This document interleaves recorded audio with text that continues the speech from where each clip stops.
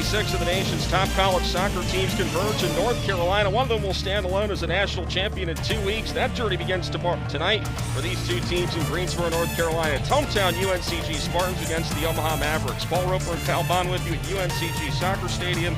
Let's take a look at the bracket, Kyle, as winner of this game will face Stanford on Sunday. Yeah, that's a big game to go up against, so either one of these teams will have a very tall task up against them next time up, but you got to get there first. A very evenly matched one here for us today.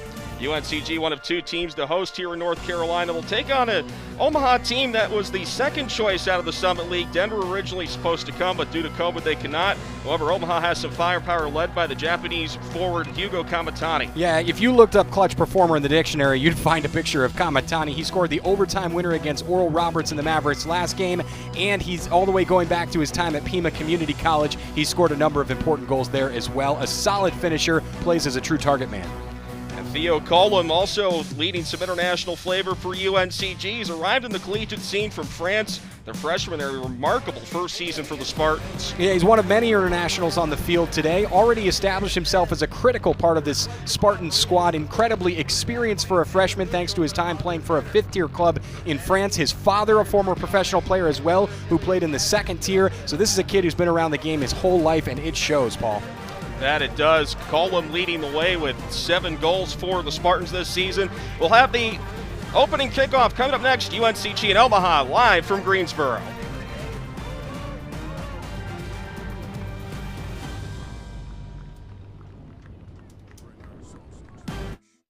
Family to yours. For 100 years, we've used only the highest quality ingredients in the same family recipe that's been passed down for generations. Getting ready for the start of our first round game in the NCAA tournament between UNCG and Omaha. UNCG, one of two teams here in North Carolina that will get to host a game in this tournament. Wake Forest is the other. They will do so on Sunday. And we are underway with UNCG as they will have possession to start things off. We take a look at the starting lineups for both of these teams, Kyle. We'll start with the Omaha Mavs. Yeah, a very international lineup, as we'll see from both teams, no question about it. We've got, Spain, Jamaica, all over the map is represented, Slovakia, so it's a pretty fascinating starting lineup here. But leading the way, as we talked about, Kamatani. Also keep an eye on Nil Ayats, who is the central midfielder, a very important cog in that lineup. As you mentioned, international flavor. We just saw on the screen 14 international student athletes, players held from 11 different countries on this Mavericks lineup. Also an international flavor for UNCG. They've been passing around the back line to start things off. One of those players right now, Nelson Oceano from Germany. Yeah, so, we already talked about Colum. Manny Ostman from Iceland also in there. A very, very interesting lineup for UNCG. We'll talk a little bit about how they play, but it's a 4-5-1. But it is not your traditional 4-5-1. We'll get into some of their tactical nuances because they are fascinating, and they look a little familiar for me as someone who watches a lot of English Premier League. We'll get on that a little bit later as Spartans look to break the halfway line.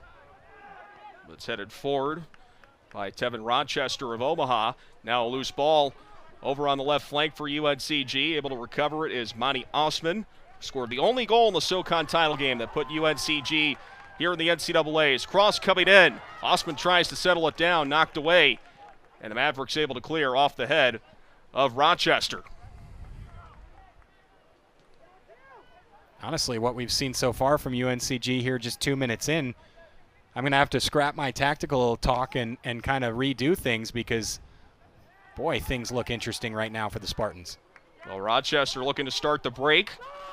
Over at the side of the penalty area. Kamatani, always dangerous, but a little bit too anxious there. Ended up going over the end line. Will be a goal kick for UNCG.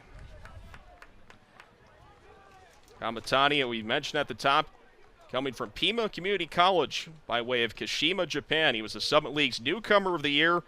Scored the title-winning goal of the NCAAs with Pima in 2019. And on the opposite side, Tevin Rochester, who's playing for Barton Community College. They're now teammates here at Omaha. will represent the Summit League. It was originally Denver. Denver was announced on Selection Monday, but due to their ongoing COVID protocols, were unable to make the trip here to Greensboro, so Omaha took their place. But despite that, this is a team that UNCG can't overlook. No question about it. I mean, Omaha has a significant amount of talent, and they have an incredibly experienced head coach in Bob Warming, who is now here for his third stint. He's been at Penn State for a while, 40 years of head coaching experience. He's been here before and knows the drill. Take a look at how they've done in the season. 6-2-1 are the Mavericks. Also have the Summit League's Defensive Player of the Year in Fitzroy Cummins. You mentioned Coach Warming. He's a bit of a legend in the city of Omaha. He was the longtime head coach at 2 separate stints with the Creighton Blue Jays. Their only non-conference win of the year came at the expense of those Blue Jays, 3-0 over at the home field of the Mavericks as the attack builds up for UNCG. Cross goes towards Osman, but the pass was behind him. Ed Gordon able to get a foot on it to help deflect it away. That was a dangerous opportunity. They just couldn't get the pass right. Yeah, just behind Osman. That would have been a big, big chance. Osman had an opening earlier as well, got a better pass, but just could not settle it. Here in space again, he is getting in a lot of space at the top of that penalty area. Omaha's going to have to watch out for Manny Osman. Send it wide on the left side. Going to the area. Conley tried to set it into the 6-yard box. It ends up wide, and it'll be a goal kick for Omaha. Conley's already had a couple of cross opportunities here for UNCG. No better time to talk about what they do, although I'm going to have to reevaluate here watching for the first couple of minutes. They have a left back in Conley and a right back in Matthew Cutler, but those guys don't really play as fullbacks. They're basically wingers. It's very similar to what Liverpool does in the Premier League. They've got 2 guys in Trent Alexander-Arnold and Andrew Robertson who a couple of years ago when Liverpool won the title, or last season, they basically led the league and set records for defensive assist numbers. Looked like a good ball in the area, but a nice job by Fitzroy Cummins, who is a Defensive Player of the Year in the Summit League, able to hold his man off the ball and cause the goal kick. So they have another player in Bacho who will basically flow back into that right or left back spot wherever one of them or both of them has gone up in the attack, and that's the Jordan Henderson role. Henderson basically plays a quasi-fullback role from his defensive midfield position off the ball. And that is essentially what UNCG has going on. But today, they're playing a fascinating little formation here that almost feels like a back 3. We'll see how that develops as the game goes on. In the early going, it's been a lot of UNCG possession. Omaha just given away after C was unable to keep it in for the Mavs. Those Spartans will try to build from the back line. Yeah, you see that back 3 right here. Darden is playing in the middle here. He is on the ball right now. And he's got one to his left in Oceano, and then one to his right in Hagen. This is a traditional back 3, and that means those wingers or those fullbacks can play more like wingers, gives them a little freedom, but it is a lot of running for Ethan Conley and Matthew Cutler. Get ready to those bibs that they wear under their jerseys that track the distance they run, those are going to be lighting up. And we'll have the game's first corner after Cummings was unable to clear it away. So Spartans with an opportunity with a corner to the left of the goalkeeper, Jeremy Pollard. This is a Spartan team that averages 6.7 corner kicks, which is in the top 20 in the NCAA.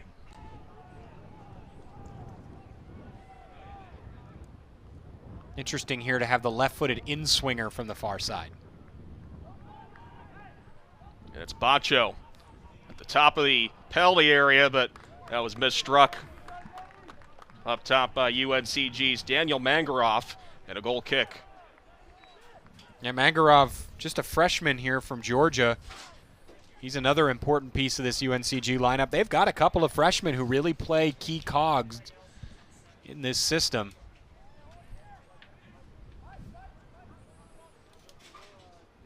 Mentioned Colum at the top of our program. Mangaroff another, and reason why UNCG was able to win the SoCon tournament thanks to some of their efforts. As C is able to get a piece of the bar off of that one from long distance. Ends up being a goal kick for UNCG. Yeah, that was a spectacular effort, but it definitely looked like Wilde had that covered pretty much all the way, even if it had been on target. Still, to bang the crossbar from there, that would have been a great one for the crossbar challenge if he were going for that. That is something that they have done here from time to time here at UNCG Soccer Stadium, the crossbar challenge, in which students has an opportunity to perhaps win a gift card to one of the local restaurants here in Greensboro. But speaking of freshmen for UNCG, Nicholas Wilde came in the middle of the season as the goalkeeper. Brendan Pulley was the starter, but he left the team early in the season, but Nicholas Wilde has stepped in and been sensational. Yeah, sure has. A 77.8% save percentage, allowing just 8 goals and making 28 stops. That's a fantastic mark. 4 shutouts to go along with it in 10 games. Hard to expect much more from a freshman in net. Omaha trying to go on the attack, but UNCG wins out possession as it's cleared ahead by Ethan Conley. Looking for Osman. This is a good ball. Osman making his way towards the area. Strikes it left-footed. It's blocked and ends up out in the touch. Good defensive play there for Omaha. Never a bad idea to put shots on net, so I don't hate that he fired their first touch, but maybe would have wanted to try and settle and cut back onto his right foot from a more central area there. Now Conley working well up the wing for UNCG, deals it backwards to Oceano. Now Darden to Oceano. And good dispossession by Ed Gordon. Mavs look to go on the counterattack. Rochester, or make that, and Boma Dem. And Spartans will clear it out. Omaha will throw it back in as we take a look at what UNCG has done through this season. 9-2-2.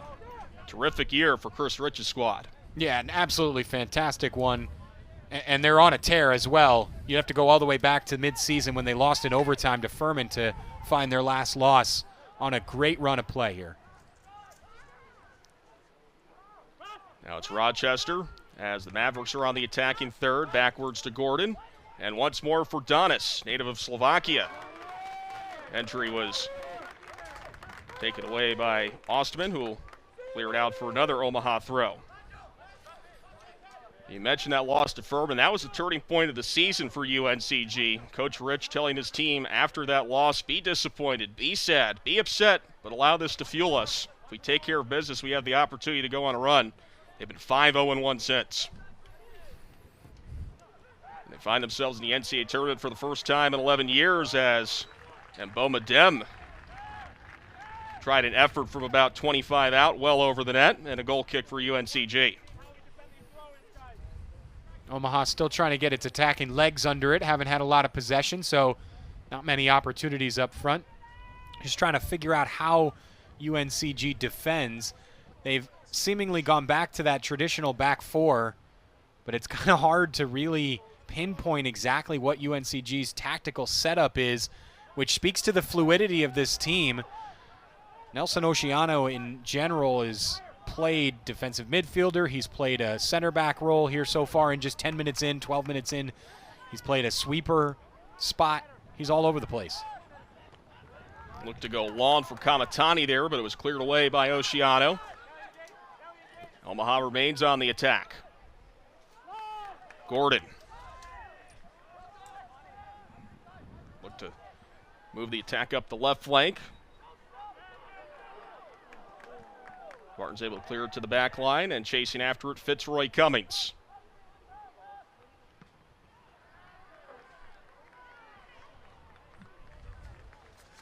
And out for a throw.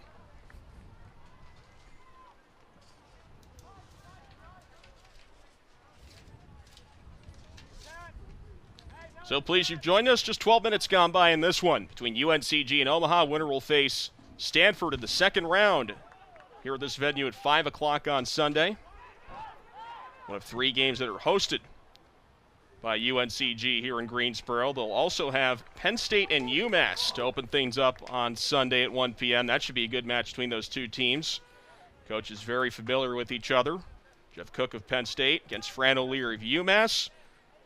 Jeff Cook serving on Coach O'Leary's staff at Dartmouth for a couple of years in the mid-90s. Doing the prep for this week, you find out all these programs are somehow linked in one way or another. It's definitely true. You even talk about Bob Warming having coached at Penn State a little while ago. So there's always, you don't even usually need 6 degrees of separation between a lot of these schools. Now the Spartans look to build from midfield with Cutler. Goes off of a Maverick and out for another Spartan throw. Cutler will toss it back in. First meeting between these schools. Omaha, very young program, started in 2011 when the entire athletic department moved up to Division I. And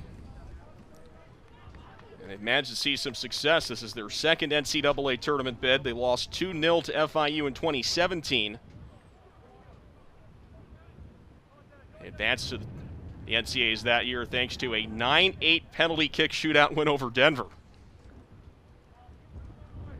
Really very nervy, I'm sure, when that happened, as that was an audacious effort by Theo Collum. Goalkeeper Jeremy Pollard for Omaha did not want any part of that shot. He said, "Get out of here with that." A little bit of chatter between these two teams. Don't hate that early on. Get a little bit of venom into this game. It's felt a little bit sleepy, isn't the right word. Just a little testy here early on as two teams just trying to figure each other out. UNCG with a lot of possession, but haven't been terribly dangerous with it just yet through about 14 and a half minutes. Omaha sitting back, absorbing pressure, happy to go on the counter, but again, not terribly dangerous just yet. We'll see if something can happen here. Oceano almost had an errant ball towards Kamatani. Would have been offside anyway. Great cleanup, though, by Myson Darden. You'll love to see that from a center back stepping up and taking control when there's a possible counter. Spartans off the free kick. Bob Warming is furious about something. Referee, fourth official's got to hold him back on his side of the field. Well, you know, if he's upset about something, he knows what he's talking about. 42 years as a head coach. Yeah. Again, mentioned most of that with the Creighton Blue Jays. And as you mentioned, he's spent some time with Penn State. Certainly a legend in this field. Currently the second most wins among an active coach in Division I. In his third season leading the Mavericks after he had announced his retirement from Penn State in 2017.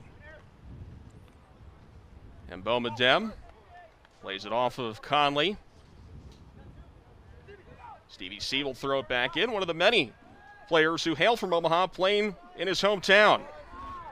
Yeah, we talk all about the internationals on the field today on both sides, but Omaha loves to recruit locally as well, and they've done so with aplomb. A lot of their key contributors from that Omaha, Sioux City area.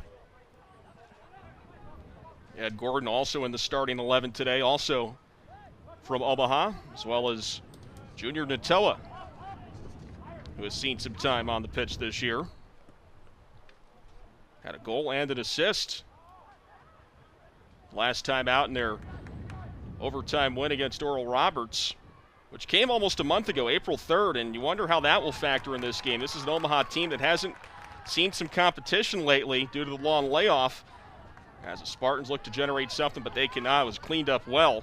Looking ahead for Kamatani. Nice-looking ball if he's able to get a hold of it. Kamatani on the run, heading towards the area. Sends the cross in, and there's Wilde with a dive.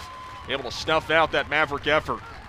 Kamatani normally playing as a target man. They're trying to play creator. The cross just didn't have enough juice on it to get past Wilde. There was a man waiting there. Tough angle to send the cross in from, especially with how tightly he was guarded. That was Mboma Dem that was looking to be at the other end of that. Credit Emmanuel Hagan, who was able to get towards Kamatani and prevent that cross from being much more dangerous. Ball goes off of Donis. Colum, that was a nice little touch to try and get it towards Osman, but C wound up clearing away and a little bit shaken up after he kicked that over the sideline. Stevie C, the 5'8 senior, was first team All-Summit League. His 50th career start. He had missed the last 3 games prior to this one, but Well, as a result of that long layup, able to get healthy, now match fit, and in his first career NCAA tournament game.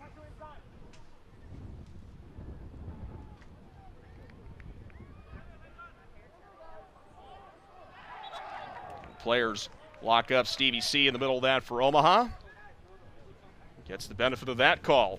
And a free kick for the Mavs. Yeah, that's the physical play we're looking for. Referee smart to it, right on top of things. Knew where he wanted to go to make that call. Ethan Conley whistled for the foul, and rightly so, but nice to see the two teams now tangling up, and maybe we'll see a little bit more venom in this game. Pollard booted that one. Conley knocks it away. Sent right back by C. Looking towards Rochester. Headed forward by Mitch Hammer. First time we've called his name. Senior from Cave Creek, Arizona by way of Oregon State. Here's Hammer again. Rochester. Try to play it back to Hammer. So it'll be tossed back in by Gonzalo Ledesma. UNCG no strangers to taking their time, plodding through a match and finding a winner. As in the SoCon tournament final, waited until the 80th minute to top Belmont 1-0. Beat Belmont earlier in the year in overtime. Couple of one-goal decisions. They beat ETSU by 1 in the semis of the tournament. Top Wofford 1-0 on the road towards the end of the season. This is a team that will bide its time, snatch a lead, and then protect it down the stretch. So far, things slow to develop in the early going for both of these teams. Shots 3-1 UNCG, and none on net. There's Conley to clear it away. C knocks it back forward, and the Spartans will let that go for a throw.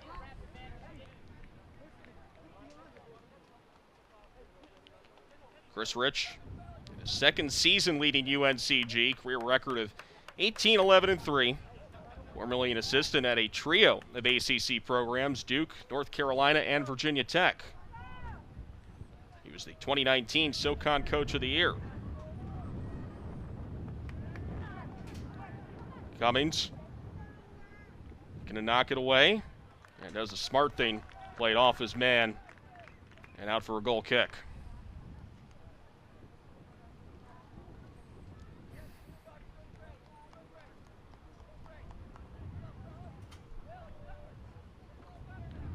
Just over 20 minutes have gone by in this one. We still wait for our first goal. We are goalless here in Greensboro. Between Omaha and UNCG, Jeremy Pollard, the Australian, booted forward. He's played all but 21 minutes in the goal this year for Omaha. Mavericks win out possession. We'll see what they can do with it. C at the halfway line. Decides to go backward to Donis. And they'll build it up from the back line. Bob Warming is incredibly animated on the sidelines yet again. He has been working the fourth official here. Wasn't too happy with what had happened over at midfield, I assume. Yeah, it's pointing at something. He can read the game, that's for sure.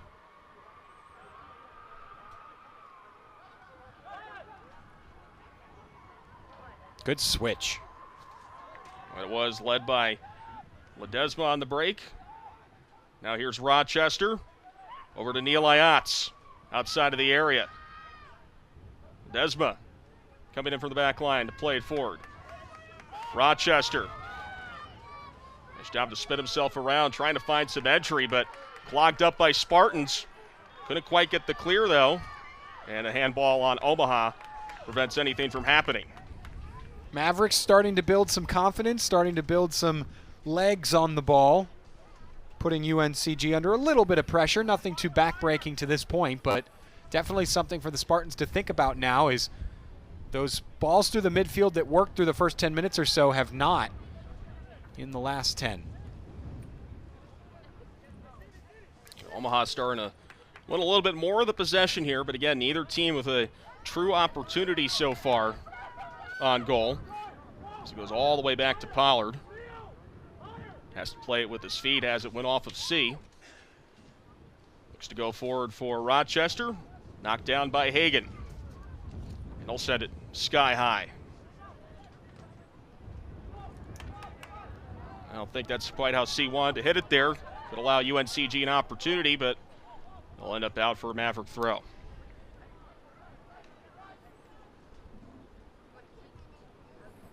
We're midway through our first half here.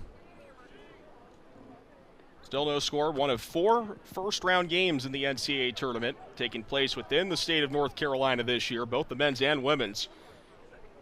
The field cut to 36 teams this year. Both of these teams able to win the automatic bid, but not many at-large bids to be had. We'll have a matchup between 2 at-large teams on Sunday in Penn State and UMass here in Greensboro, as Osman looks to try and start something here. Nice ball for Colum. There's Dominic Donis to clean things up. The lanky Slovakian standing at 6'4". Nice defensive play. And UNCG will have to begin again for midfield. Yeah, you mentioned the lack of at-large bids to go around. That left a lot of powerhouse conferences. Look at, the ACC, which is such a powerhouse men's soccer conference year after year after year, with much fewer teams available for slots than normal. Some good ACC teams missed out, and that happened across the country. So it really is a special opportunity here this year, more so than most, to be in this field. Coach Warming on his Twitter feed has had the hashtag grateful to play splattered across his Twitter throughout the week, especially hours before kickoff here today. And as we mentioned, they were not the team that was out of the Summit League. It was supposed to be Denver, but because Denver had their ongoing issues with COVID, it's Omaha that's here today. And believe it or not, those 2 teams never played each other this year. We'll get to that in a bit of a moment as attack starts to develop for UNCG. Here's Conley coming in on the run. C able to cut it off. And they call a foul. Looked like it could have been a corner conceded. Instead, it'll be a free kick for Omaha. Yeah, that should probably be a better ball next time through the channel. That was an excellent opportunity for UNCG, and it was played just a little too close to goal, and that allowed the defender to recover. Spartans still kind of figuring things out in the attack in possession. There's Pollard to send it away. And again, this is an Omaha team that was supposed to play Denver. They were postponed 3 times, twice due to weather, once due to COVID, and then the games were eventually canceled due to COVID issues at Denver.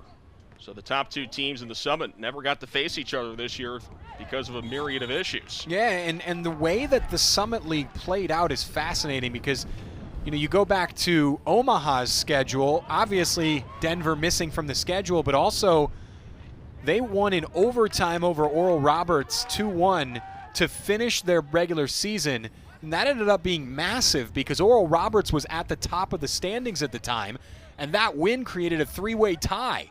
And ultimately, despite Denver taking the top spot, Omaha slid into the number 2 spot on a tiebreaker, and that ended up bringing them an NCAA tournament bid eventually. And now they could have a real opportunity as Omaha has a free kick from about 35 yards out. Taken by Ayats towards the far side post and wide. It looked like a good-looking ball, just a bit out of the wide of the net, and a goal kick for UNCG. That was a fabulous ball. It just had a little too much juice on it and sent it over the end line for a goal kick. The goalkeeper had it covered the whole way, but that was a good curling ball and a great idea to send that to the back post. The wind, too, you can hear it, is whipping out there, and it is blowing in the direction of that goal. You can see it might have messed with the goal kick there as well. So the wind is definitely playing a factor here. That probably carried that free kick delivery a lot further than it was intended. And we have our game's first substitution as Ed Port, a junior from Reading, England, will enter the game for Tevin Rochester, who will exit. We'll see how that wind plays a factor. As you mentioned, it is blowing towards the net, being guarded by Nicholas Wilde. And Neil Ayats, his free kick just going wide of the net. Has 4 goals this season. Breakout year for Ayats, who has the ball again here until it's knocked away. Spartans looking to clean things up with Conley. as he boots it skyward and out for another Maverick throw. Certainly like to welcome those tuning in all the way back in Omaha. DJ's Dugout watch party for the Mavericks tonight, as fans of the Crimson and Black are watching their Mavericks in their second NCAA tournament appearance. So certainly welcome those that are tuning in at the watch party at Maverick Central inside DJ's Dugout in Omaha. Nebraska, one of the biggest hotbeds of collegiate sports, of course, with University of Nebraska and the Cornhuskers. You've got Creighton Blue Jays, and of course, these Omaha Mavericks. We have another goal kick for UNCG. Omaha, for years, had a Division I hockey program. That was the only Division I program that they have. Since then, they have made the leap to Division I. Now members of the Summit League. Athletic director is former Nebraska great Trev Alberts, who was a first-round pick of the Indianapolis Colts in the mid-'90s before he had a career in sportscasting. Now is the AD at Nebraska, Omaha. Or Omaha, as they prefer to be called. Here's Hagan for UNCG. UNCG back to a more traditional back four now. And you can see those those fullbacks are still pushing so high up the field on the ball. All you can see along the back line are just the two center backs. A lot of width for this Spartans team. Spartans really trying to challenge on the ball. Instead, it'll be a throw in for the Mavericks. Again, shots have been stuck at 3-1 for quite a while after that early spell of possession for UNCG. Mavericks have settled things down. That was a nice-looking ball. It still is intercepted by Conley. Spartans go on the counter. Conley to Osman outside of the area. Osman, his cross goes wayward. Intended for no one in particular. You know, there was enough pace on that. I actually think that that was intended to be a shot. Just could not get on top of it and blasted it wide. I just think the way that he efforted that ball and the pace that it had lends that it, I think that was intended to be on net, just kind of mishit it. Ostman with 6 goals this year in his first year with the Spartans, transfer from Akron. Long-time powerhouse out of the back. One-time national champion. Ostman coming from the country of Iceland. Ball intended for C over his head. And the Spartans will play it back in. But not before a substitution or two.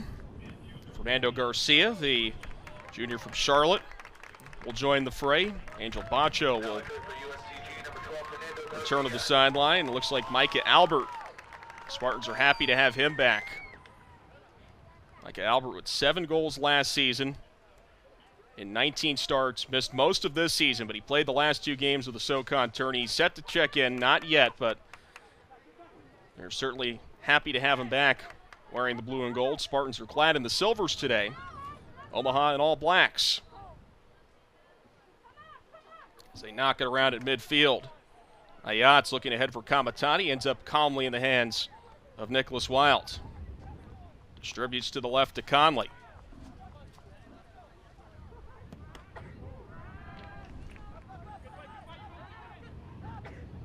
Ayat's a nice ball there, and it's taken away. This could be dangerous. This is Ed Port. Port to the 6-yard box, sends it back. The shot and a goal! Neil Ayat after the turnover. The Mavericks make them pay, and Omaha strikes first with 13:18 to go in the first half as Ayats puts it home for his 5th of the season. Yeah, the Mavericks were just biding their time, waiting to pounce on a mistake, and there they did. One of the hardest things is to do as a goalkeeper is to know when to come off your line, and I think Nicholas Wilde may have a learning moment here to build off of, because I don't think he needed to come off his line there at the end. It looked like from a tight angle, eventually this is covered by a defender. Wilde steps out anyways, guys, and that leaves just a tap in on the cross into the middle. That is a wonderful job by Omaha to recognize the goalkeeper came off his line and play it into the middle instead of trying to take that tight angle shot. A wonderful goal, and it could be meaningful here in this game. And it puts the Spartans as well on the front foot now with 13 minutes to go. They really need to push. Plenty of time left, of course, but for a team that plays with a lot of possession, you could see this Mavericks side absorb a lot of pressure here through the rest of the first half. Well, it's Omaha that strikes first in the 32nd minute. Ed Port taking advantage of a mistake by Emmanuel Hagan, and it's Neil Ayats who puts it home, put the Mavericks on top. Their first ever NCAA tournament goals. They win goalless against FIU in 2017. Cross in, looking to answer. That's well over. That was a nice looking play to develop, but the Spartans unable to get the quick equalizer.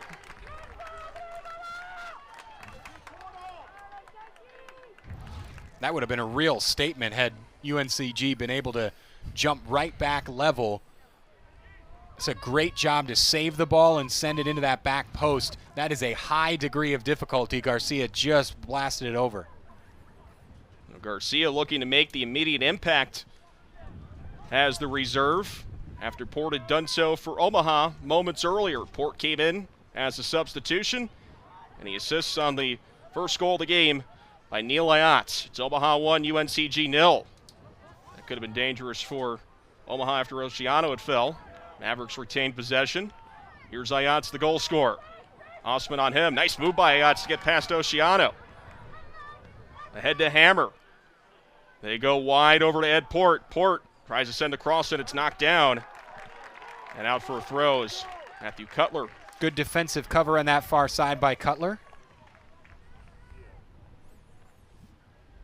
Never want to allow that cross to even enter the 18-yard box.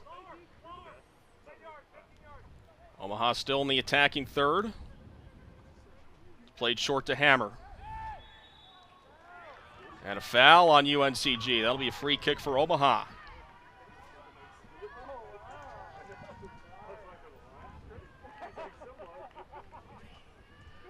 It's Micah Albert. Gets called for the foul. That'll be a free kick for Omaha. This is a quasi-corner here. There's a very, very good opportunity. Boy, a 2-goal lead would be so much more significant than the 1-0 right now. Don't get too many of these throughout the game. Ross coming in, and on the near side post, it's knocked away, and no danger there off the foot of Donis in search of his first career goal. Take a look at that play one more time, try and develop as they tried to get it to the bigger target, and Donis standing at 6'4". Yeah, the ball, again, just had a little bit too much on it. The wind has died down significantly from the gusts we saw before. Still just a little bit too much on those free kicks for Omaha. Understandably excited for this one tonight. Spartans looking to make something happen here after giving up that goal in the 32nd minute. Ayats, who scored, or tried to go after that ball. Instead, it ends up in the feet of Ostman. Over to Garcia. Making a run all the way up was Cutler. And just couldn't get it before it went out into touch. UNCG just feels like they're a half a step off sync from each other, and that can easily be rectified as the game goes on. Just got to get on the same page a little bit.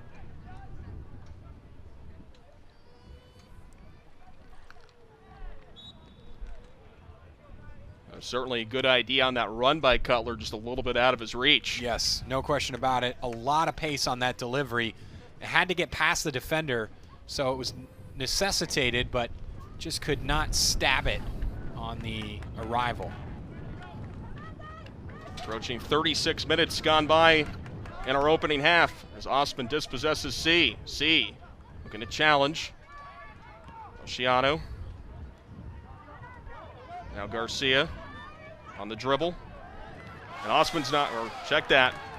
It was Conley that was knocked down for the Omaha foul. Sometimes a referee will be urged to give a yellow card in that situation, as it looks like UNCG was breaking with pace. Decides this time to keep the card in the pocket with the game still in the first half. So far, the referee has put away his cards in this one. No bookings yet. With 8.5 minutes to play until halftime. Pollard rolls it to his right for C. Knocks it down with the heel. Omaha will continue their progression towards the midfield. As C put it back in play. Mavericks have found a lot of joy down this right side. That's a great throw, just over the head. It's a very good point, Kyle. They've been going up that right channel a lot. As here's Mboma Dem trying to make a move. Oceano gets in front of him to knock it away. And just out of the reach of Ed Port. That could have been dangerous had Oceano put the wrong foot on it, but just enough of a clear to prevent Port from getting to it. Yeah, it was dangerous, too, on the initial push as Mboma Dem was through on goal. Excellent recovery to get rid of that ball. Oceano, some last-ditch defending. Got it away. Now Kamatani. Cross sent in towards Mboma Dem. He was locked in the area. They appealed to the referee. No penalty given. And a goal kick for UNCG. Well, the pressure is finally relieved, but it was a lot of pressure. Omaha picking its spots very, very well. It doesn't feel like they have a stranglehold over this game by any means, but every time they really, truly push forward now, it seems to trouble the UNCG defensive third. That was Conley with the expert defending to prevent Mboma Dem from getting the ball and avoiding the penalty.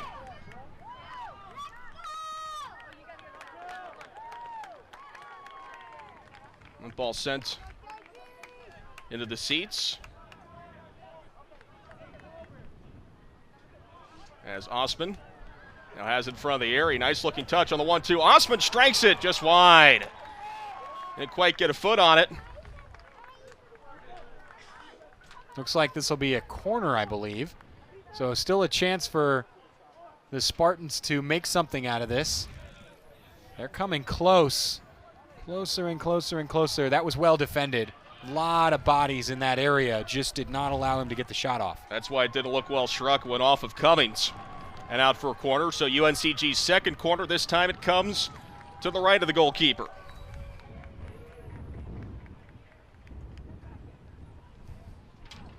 Corner sent in. Bunch of heads at it. Collum tried to knock it down. He can't. And a foul on UNCG will give it back to the Mavericks. Yeah, a bit of a wild swing there from Collum at the end is the foul, but that was dangerous again. Right at the top of the 6-yard box is exactly where you want to send a corner. It's just far enough out that the goalkeeper has to make a decision. There, the goalkeeper, Pollard, decided to stay home, and that allowed the targets in the area to rise high and try to connect. Trying to identify the player that's down there. Now he might have an opportunity. That's Kamatani. Well, you'd have to hope he's okay for the Mavericks' sake, considering how much he has meant to this team this year. Always love to see a striker who comes back and has defensive duties and performs them well, defending the corner there. Just took the brunt of that swing from Collum. Looks like he's okay. That's certainly a good sight to see. Had a magnificent year at his first at the Division I level for Omaha. Was the Summit League's newcomer of the year with 7 goals. Just 9 games played. You mentioned the international flavor between these squads. It's something you're starting to see more and more of across Division I. More schools getting players from all over the world, and that's really what you'd expect. This is a global sport, and it was only a matter of time before these players coming from overseas to really improve the quality of play across Division I. Yeah, absolutely. You know, it really came to prominence in, we'll see this UNCG attack here. It's Ostman. Looks to go in the right channel to Cutler.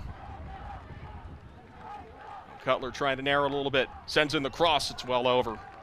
It really came to prominence with Jack Harrison, who is an English-born midfielder who came over, played for Wake Forest, and has eventually made his way into the Premier League with Leeds United. So that was really one of the big the first big internationals to come over, make his name in the college soccer scene, and make it back big in the top 5 professional leagues over in Europe.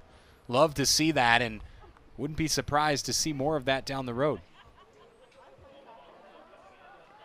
It's given all these teams across the country an opportunity to really succeed in the sport. Saw Georgetown win the College Cup in 2019, their first national title. Of course, Wake Forest has always been in the mix. They were in the national title game a few years ago. As we are in the final 4.25 minutes of our first half. Again, it's Omaha with a 1-0 lead on the goal by Neil Ayatz in the 32nd minute. Head Port causing the turnover and assisting on that goal. Yeah, Port did all the hard work on that goal, and Ayatz with a cool, calm finish.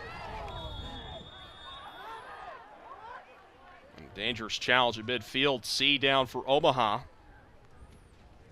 Can't tell the player that's down for UNCG at the moment, as he is obscured.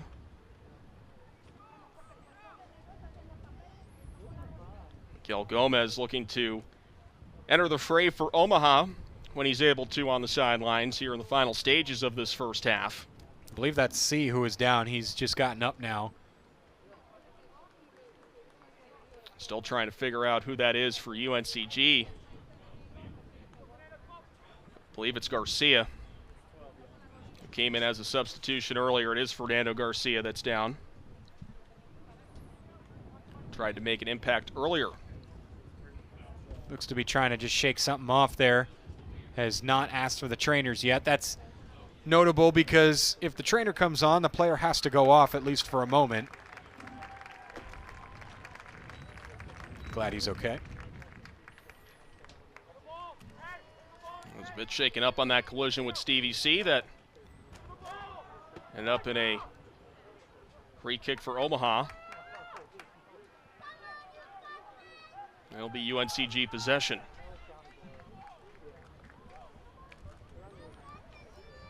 Shots are 5-3 in favor of UNCG, but none on net. In fact, we've had one shot on net, and it turns out to be the goal for Omaha. Yeah, this hasn't been an explosive first half between these two teams. Really just the one big opportunity, and that resulted in the goal. Otherwise, these two teams battling in midfield, defending well, not allowing shots. Ostman marked by C. Oceano tried to step up, ends up in the feet of Ayatz. And they'll build it from the back line to Cummins. Back to Ayatz. Watched by Colin. They go up the left flank.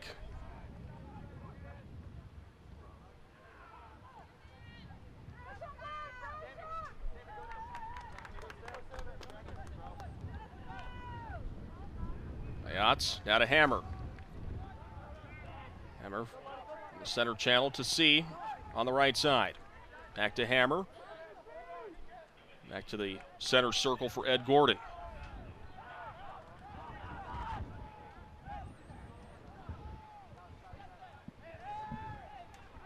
And out for a Spartan throw. Couple of subs here in the late stages of the first half. Sam Coed makes his first appearance for UNCG.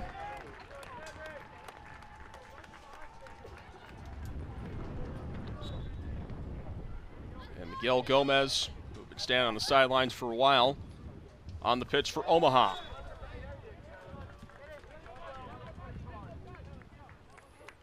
Colum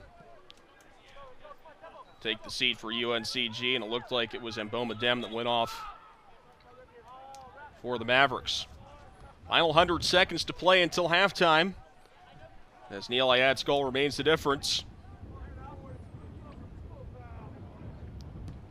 Free kick ahead by Darden. That's back to Omaha possession.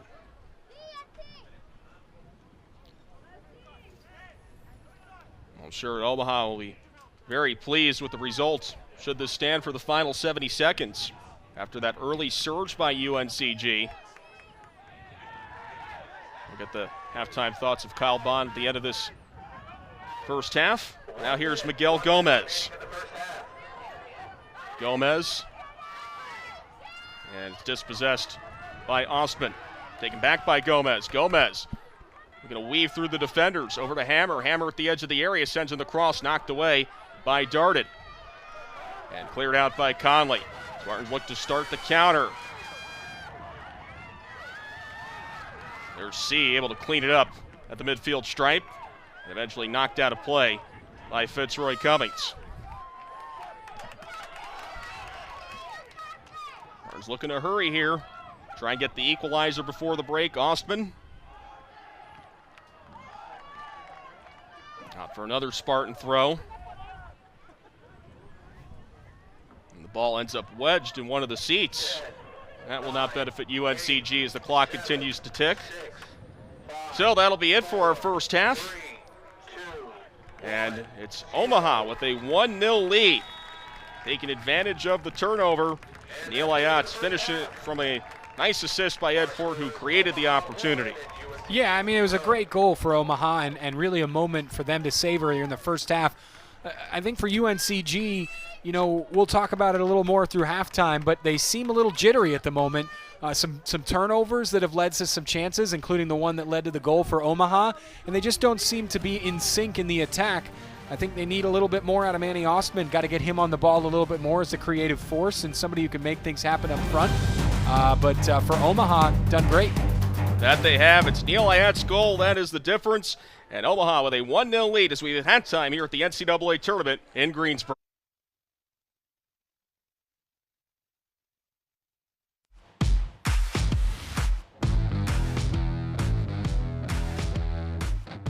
My name is Nelson Oceano. I'm from Berlin, Germany. I'm captain of the men's soccer team, and I'm majoring in interior architecture. I chose UNCG because I want to be part of a program that wins championships and study interior architecture, which not a lot of schools have. So combining those two passions here at UNCG was a dream. I appreciate playing soccer so much because I just love the feeling of putting my cleats on, getting out on the field, having a ball at my feet, and just passing the ball with your teammates and, you know, scoring goals, winning games, and lifting trophies. I think I found success on the field and off the field and in the classroom by just loving what I'm doing and working hard every day, staying disciplined, and really find your passion. And obviously, I have my passion for soccer, and then I found my passion in interior architecture, and that's the driving force. My plans after graduation is going back home to Germany and doing my master's in interior architecture or architecture. I've applied to a couple schools in Germany, but also the Netherlands, because I want to explore more cultures and more countries. The one thing I love most about UNCG is the atmosphere that, you know, is created by every individual. I always feel supported, I always feel welcome, and I always feel like there's someone who wants me to do great and to achieve big things. And that's just very empowering, and that's what I love about UNCG.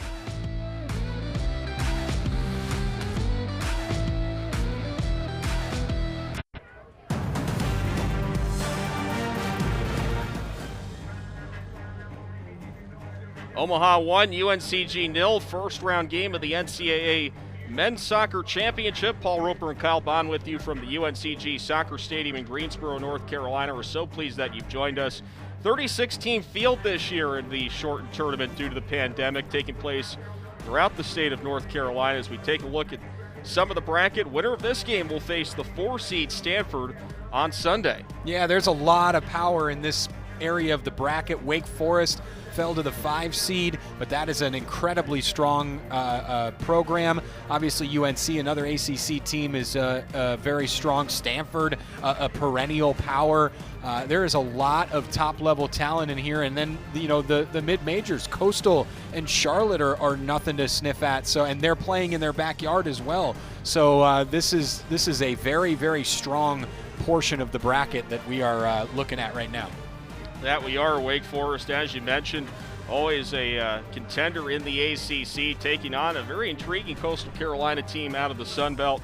Of course, you have the SEC's Kentucky Wildcats in there as well, and another ACC team in North Carolina. So very intriguing tournament, really a wide open field this year. Anyone can come out of this to potentially take it all the way to Cary in a couple of weeks. Yeah, and you look at the way that the top of the bracket is constructed too. Because of the way this season has gone, a lot of those top teams have lost talent to the pros as well. So this tournament could really be up for grabs. That it could be, and it's certainly been an interesting one so far between the Mavericks and the Spartans. It's Omaha with a 1-0 lead at the half over UNCG in Greensboro. Back for more halftime coverage. Since 1917, Nice's has been hand-delivering our sausage fresh from our family to yours. For 100 years, we've used only the highest quality ingredients in the same family recipe that's been passed down for generations. Though the times will always change, you can be sure that one thing will stay the same. Nice's will be fresh, never frozen. Nice's, fresh has always been better. Never has it been a better time to join the Spartan family. For as little as $100, you can join the Spartan Club and power the success of our student athletes.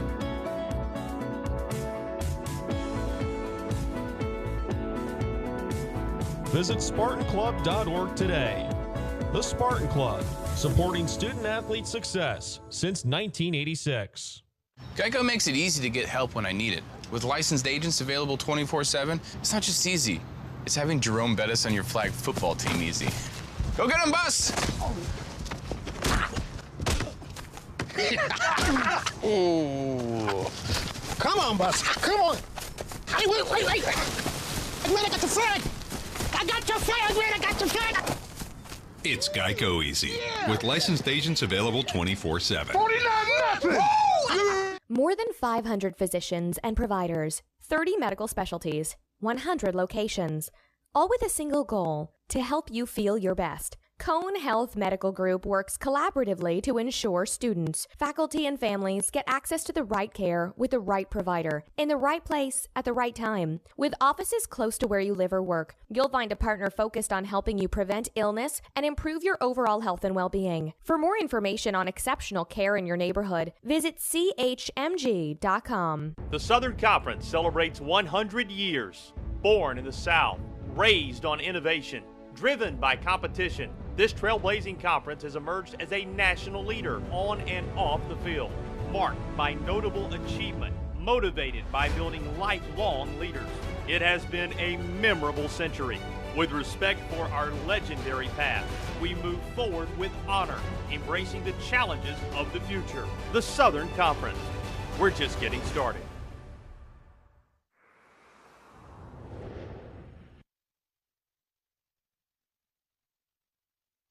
On with you. Thank you for joining us for the NCAA first round of the NCAA Men's Soccer Championship. And let's take a look at some of those first half highlights for UNCG. It was an early surge, but they couldn't make anything of it. Yeah, they had a couple of half chances at it. Manny Ostman was their most creative player. They have got to get him on the ball a little bit more. You can also see the header there. I believe Emmanuel Hagen was up for the corner there for that effort. They just couldn't put anything together, and then Neil Ayats was the one to put the ball in the back of the net for Omaha and put them ahead. Cannot make mistakes like that at the back in the NCAA tournament, and Ayats made UNCG pay. An excellent job by the left back Ed Port, who created the opportunity, got the turnover, and fed the assist. A very unselfish play, and that has Omaha up 1-0 here at the break.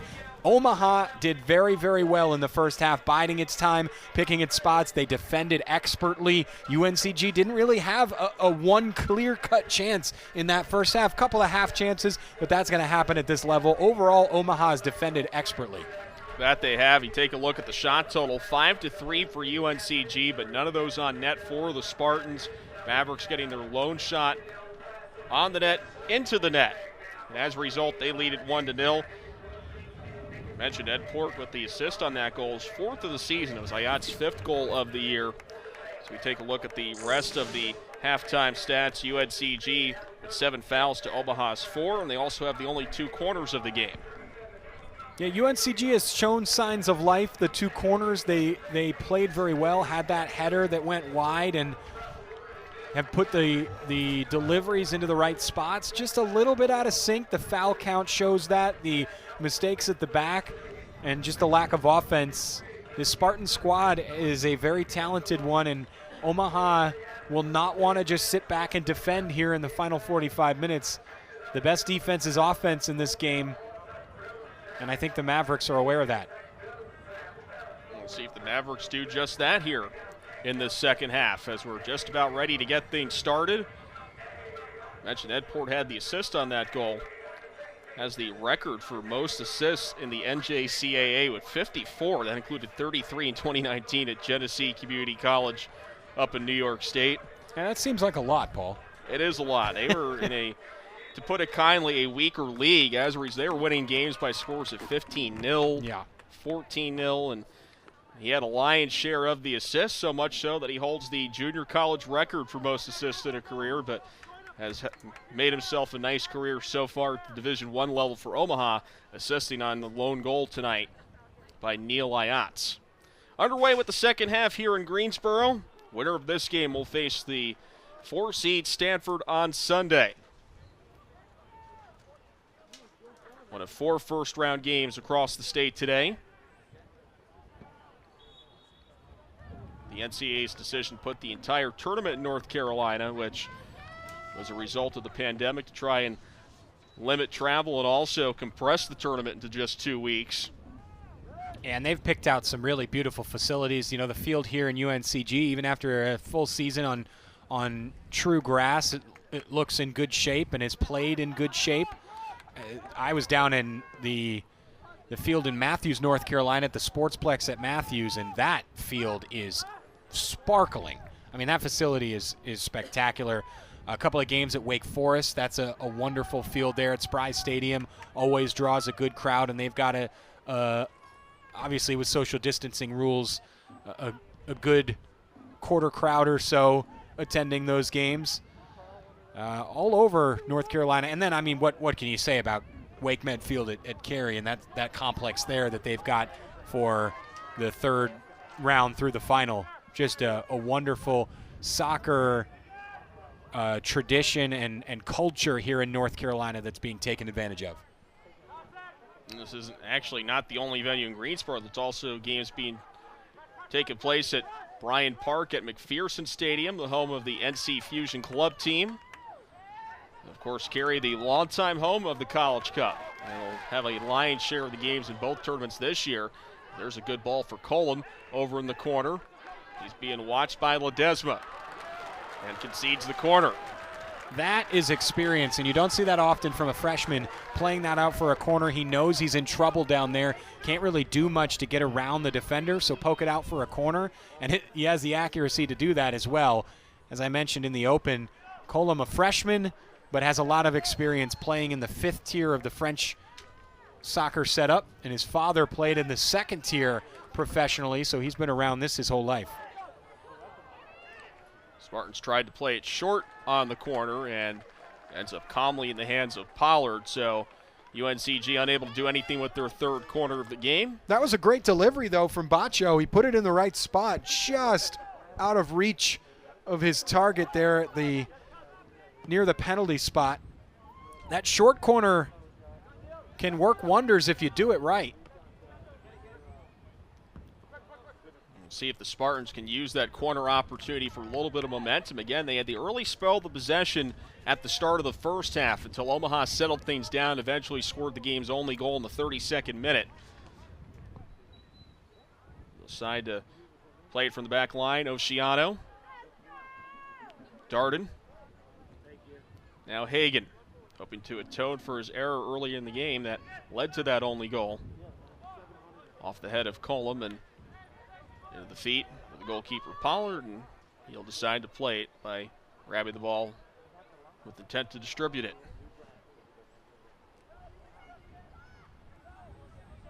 And he'll go long. Osman over on the left flank. Watched by Miguel Gomez. draws the start at the beginning of the second half after coming on as a reserve during the first half.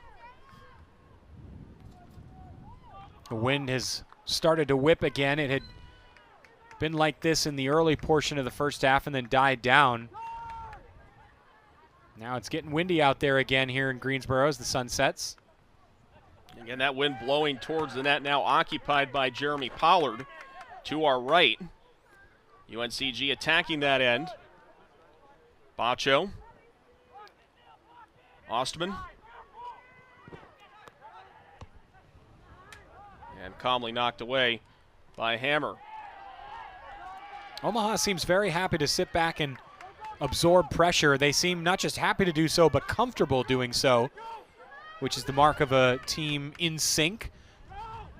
And, you know, it's a little bit of a surprise to see Omaha this in sync defensively and with their formation. They haven't played since April 3rd. No conference tournament. They had all those games at the end of the season against Denver canceled.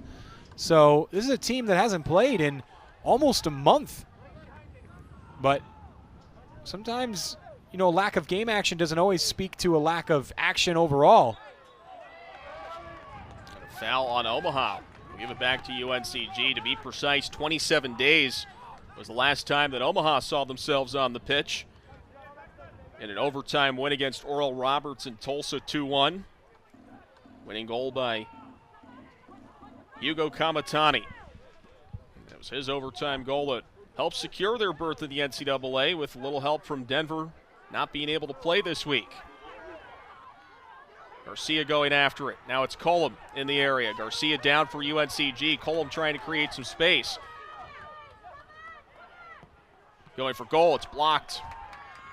It was a good block by Dominic Donis off the strike outside of the box, and Omaha clears.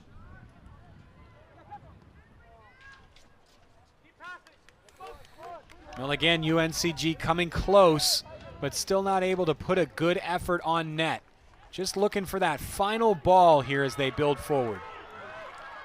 Could have been an opportunity there. Trying to get loose in space was Mangaroff. And a nice job of defending. Instead of the quarter to throw in. This Omaha defense collapses at all the right moments. Just no space to work once these UNCG players get into the 18. Mangaroff went for goal. It was blocked by Cummings. That was an important block. I think that was destined for the far post there. That was an excellent effort. Cummings has got himself in the way of several balls in this one. You can see why he was named the league's Defensive Player of the Year. Ostman goes for goal, just wide. It might have been deflected a little bit by Pollard. He got a piece of it. Didn't get much on that, but it ended up being almost a dangerous strike from Ostman. And that has lit up this UNCG side of things. That was very, very dangerous. That deflection wrong-footed Pollard for sure. Pollard gets credit for the game's first save. And another corner for UNCG, their fourth, looking for the equalizer. Will be sent in by Bacho. Spartans have a few players set up on the far side post. He looks towards the far side post. Tried to center it. The strike from outside the box is blocked. And eventually the Mavericks get it out of danger. Well, another corner that was nearly dangerous, headed from the far post back into the middle, but there was nobody there. In fact, just seconds before that, Manny Ostman was in that spot, but he had shaded back towards the top of the 18 by the time the ball arrived at the far post, so he was no longer in that spot. Ostman with 6 goals this year, including one in the SoCon title game to put UNCG in the NCAA tournament. The Spartans look to go on the attack again. A left-footed strike towards goal and wide by Angel Bacho, as a couple of Mavericks are down, along with a Spartan inside the area. That was a very decisive decision from this referee. I don't know if I agree, but have to give him credit. He gave the foul there at the top of the box, but played advantage anyways. That would have been a very dangerous free kick for UNCG. So to give advantage in that situation, he had to have thought that UNCG was in a better position on the ball rather than in the foul. And look, right here, the referee eventually whistled or made the motion for advantage. You see here, he shows the advantage. That would have been a dangerous set-piece opportunity for UNCG. Instead, he plays the advantage. It turns out to be a shot that goes high and wide. The referee having a chat with one of the UNCG players right now. I think that's Mangarov. He's just explaining his decision. I don't know if I agree, Paul, but you have to give a referee credit whenever he makes a decisive decision like that in the moment to give advantage and allow the game to flow. I will always respect that for, when a referee makes that decision. Certainly, and that play was set off of a nice back-footed pass by Cutler to lead to that shot by Baccio as a result of the advantage being played. With hindsight being 20/20, maybe the Spartans would have liked to have had that opportunity with a free kick right outside of the area. Nevertheless, it becomes a goal kick for Omaha, as Pollard will send it away. Dominic Donis sent to re-enter the game for Omaha.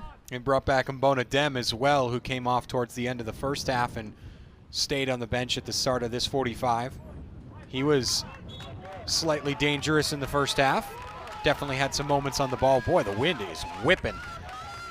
This is the strongest the wind has looked today, which I'm sure is a good respite for the players. We had temperatures in the mid-80s today. Very sunny here in the Piedmont. And, of course, those temperatures have died down as the evening has gone on. There's a strike right on goal, and Pollard calmly collects it.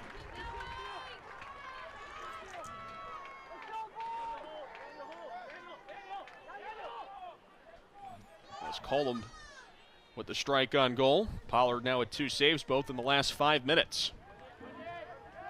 So we're in the game's 55th minute. Omaha still with that lone goal by Neil Ayatz in the 32nd minute. For the only marker of the game. They've been playing stout defensively, though. UNCG trying to build an attack. Cross coming in from Garcia, and a corner. As Cummings, all he could do is knock it away. Prevent a charging Spartan from trying to hit it on the volley. UNCG may look to play this quickly. Nope, they're going to settle and see what they can get into the box. These corners have been positive for UNCG. Again, just have not had the final ball. Pollard pumping up his defense as well before this comes in. Baccio will send it in from the left of the goalkeeper. 5th corner kick of the game for UNCG. They've had all of them in this one so far. See what the Spartans conjure up here. Top of the 6-yard box, knocked away by Cummings. And again, Cummings seems to be in the center of it all. He has done a sensational job in the back line tonight. Yeah, no question about it. He is to every single 50-50 ball and has been enormous for this Omaha side. Bit of a miss hit there by Donis, and that's going to give UNCG yet another corner. This time they'll try it from the opposite side. Looks like Ostman is going to play it quickly short to Baccio. Ostman charging towards the area. Oh, it's a nice move to get himself into the area, looking to create some space. It's knocked away by Hammer. Yeah, there's no doubt in my mind that UNCG's best attacks have come through Ostman.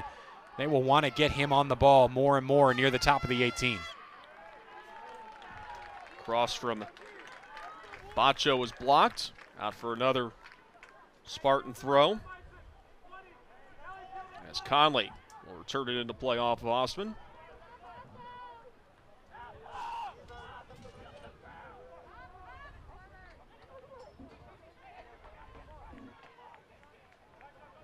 Conley knocks it down.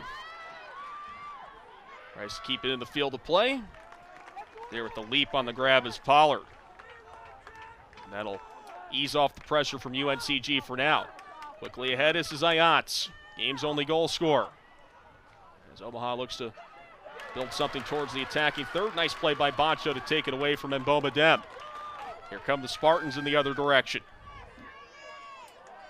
And a decisive challenge there from side to take it away. Rather, Stevie C to take it away. All the way back to the keeper, Nicholas Wilde. And out for Omaha throw.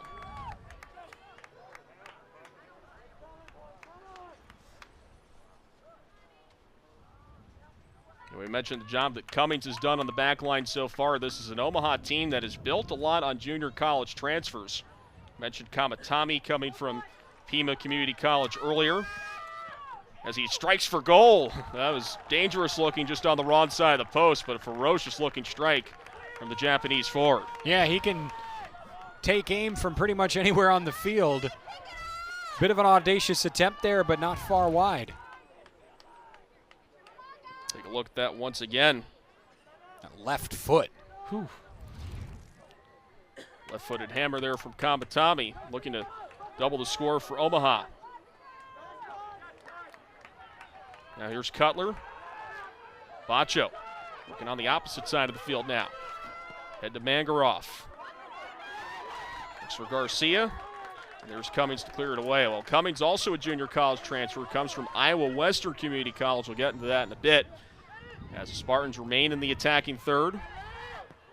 Mangaroff centers top of the inner. Osman turns around, shoots, has it blocked. Donis with the block there. And Ayats to take it the other way, looking to start the counter for Omaha. Bacho gets in front of it, but it's taken back by Hammer. Quickly ahead to Mboma Dem, off the back foot. Hagen couldn't clean it up. It's Hammer with it for Omaha. He's marked by Cutler. Now Ayats sends it wayward, and it'll be a goal kick for UNCG. Yeah, I don't know about that. What that was from Ayats. I know Omaha hasn't had much possession in this second half. They've been happy to sit back and absorb pressure from UNCG and have not looked uncomfortable. But relieving the pressure with a little bit of possession would be nice for sure. So going for the long chip there, low percentage effort, I think he probably would have been better served to hang on to that for at least a little longer. About to approach the 60th minute, now inside the 60th minute of this one. As Omaha still has a 1-0 advantage. UNCG knocking on the door. They have 6 shots, 2 of them on net here in the second half after just 5 shots through the first 45 minutes. Spartans with 6 of the 7 shots since the end of halftime. Now it's Mangaroff. Surveys the Omaha players. Bacho. Darden. Now Colum looking to create some space with a strike right on goal. And Pollard having to react quickly. Nice stop after a long-distance strike from Colum. Yeah, and this is what's going to happen is UNCG is going to start taking shots from outside the box because they haven't had any space inside the box. It's all been closed down. So they're going to start taking efforts from outside the box. And if you're going to do that, I mean, that was a solid strike. He'll want to try and find some of those corners a little bit more, but that strike had good pace, and it was targeted well. And you can see frustration starting to settle in a little bit for Omaha despite that 1-0 lead. A foul towards the attacking third of UNCG. And the guy, I think, got stepped on there inadvertently at the end as well, so a little bit of pain to go along with the foul. Hope he's all right, but you're right. And this is a difficult spot for a set piece. Dead straight on from about halfway between the top of the 18 and the center circle. It's not close enough to try and put one on net, but the angle to feed a teammate is difficult from straight on. So we'll see what UNCG produces here. Hard to tell if this is a cramp or something else. I thought the Omaha player down was stepped on there at the end, but it just looks like they're stretching him out for maybe a cramp. Trying to determine the player that's out on the field for Omaha.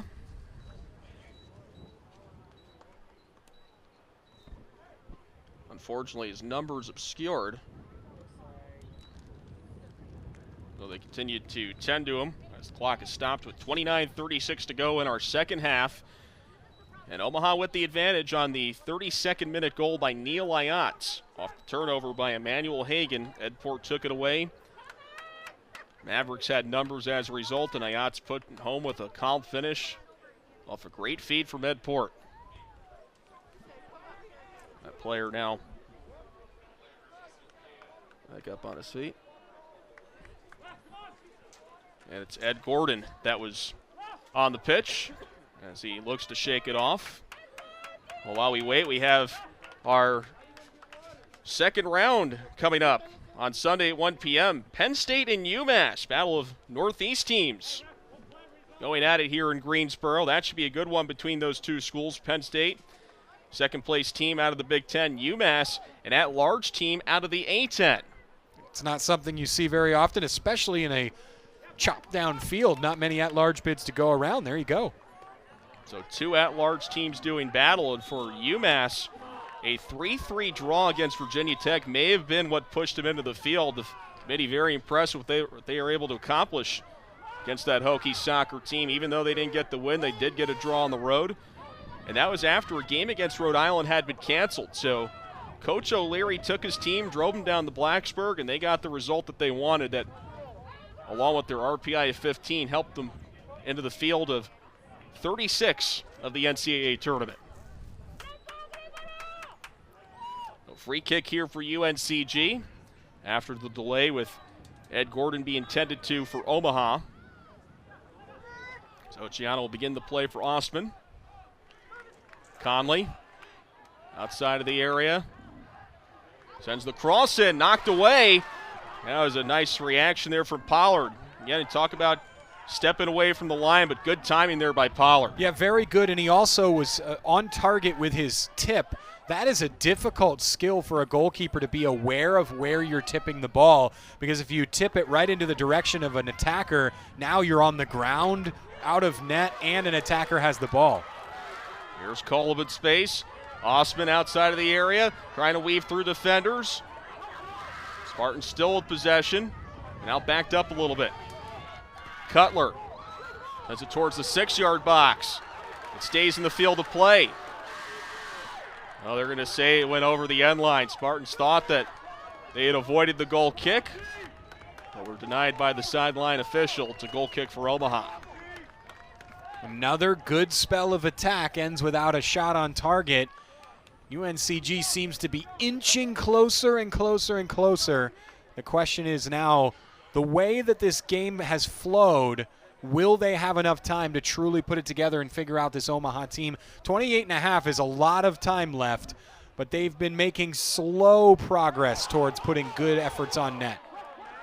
There's a handball on Tevin Rochester. Well, you mentioned at the beginning of the second half, the best defense is a good offense. We haven't seen that so far from Omaha. That's correct. So not only do you look at the time on the clock, the 28 minutes now left for UNCG, but if this game continues to flow the same way, they're going to spend most of those 28 minutes on the ball. Here's Port off the foot of Bacho. At midfield, Rochester looking to knock it down, using his height to his advantage. A couple of UNCG players got locked up, and they're able to take it the other way. Garcia. Colum. Finishing his way towards the area. Centers it for Ostman. And cleared away by Donis. And Bomadem knocks it down. And takes it away. Numbers here for the Mavericks and Bomadem. Kamatani. Kamatani for goal. Just wide. Oh boy, you can see the hearts going halfway through the chest of UNCG, especially with Kamatani on that ball. He just whistled that one wide of the post. Yeah, that was a huge chance for Omaha, and boy, what a difference 2-0 would feel than 1. UNCG trying to take it back the other way. Might have been a handball that was missed there. As Ostman controls, now Conley. Conley, to his left for Ostman. As the action's picked up a little bit here in this second half. Spartans desperately looking to even out the score. A good share of chances here in the second half. Mangaroff. As his pass cut out. Kamatani chasing after it. Nice play by Hagen to step in front of it. Now it's Mangaroff again for UNCG. Has some space in the middle. Home to Mangaroff. Cutler sends it in. It's knocked down. Good block there by Ayats. Oh, the UNCG staff is furious right now because Ethan Conley had ages on that ball and waited far too long to take the shot until he was closed down. Quick corner here by UNCG, and the header over the bar. I think that was Cutler there who was the target, and he's been cropping up there at the far post a couple of times on those balls into the box. Omaha will want to keep an eye on him because that was, I think, a lot closer than they may have wanted. Cutler bidding for his third goal of the season. But sent that header over. If you're a member of UNCG, you have to like what you've seen through the first 20 or so minutes of the second half. The only thing you haven't done is score. That's right. And if you're Omaha, I think you have to be pleased with how they've defended some of these chances. It's funny, coming from a world of soccer statistics, XG and expected goals has really become mainstream over the last couple of years. There's one flaw with XG, Paul, and that is that it only registers if you take a shot. They are working on how to produce an expected goals stat without requiring a shot at the end of the move. But at this point, UNCG's expected goals, based on the current metric that's been popularized and mainstreamed, probably not that high because they haven't had very many good shots. But they've had a lot of good attacking moves here in the second half. And I think, like you said, all they're missing is a goal, but also, really all they're missing is that final ball, the final effort to spring someone for a good shot on goal. We'll see how that continues to develop for UNCG in this one. They've had 9 of the 11 shots here in the second half, 3 of those on goal. But Pollard has stood up to the challenge as the keeper for Omaha. Cutler set to return this one into play.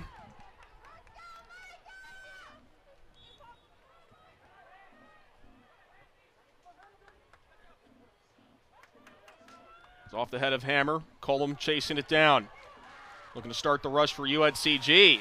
It's a great tackle. Oh, boy, I thought that was a good tackle. I'll have to see it again. From this angle, looked clean. Clearly, if the referee is pulling the yellow card out, it was not. And this is another good opportunity for UNCG. They had one in a similar position a few minutes ago. Again, that straight-on angle is a difficult one. We'll take another look here. Yep, that's late. Good call, good spot by the referee. From our angle here, I thought he got ball. Tackle was late. Tackle coming in after Cullum had released the ball. And Gonzalo Ledesma with the game's first booking. With 24-21 to play in regulation. This be the chance for UNCG to equalize. That's just out of the reach of Cutler. Good idea, but a little bit too much on the pace there. You're right. That was a great idea. Well worked, something off the training ground. Unfortunately, at the end of the day, it gets filed in the growing folder of missed opportunities here for UNCG. So far, bend but don't break defense for Omaha as they've kept UNCG off the board through the first 66-plus minutes.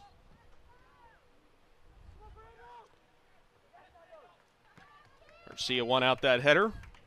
It's knocked back forward by Ledesma, who just picked up the booking. Now it's Osman at midfield. Garcia. That's a great tackle. From guess who? Cummings. He's just been everywhere tonight on that back line. Fitzroy Cummings, the junior transfer from Clarendon, Jamaica. Very impressive in that back line for Omaha tonight. And a crucial tackle there to prevent another UNCG chance.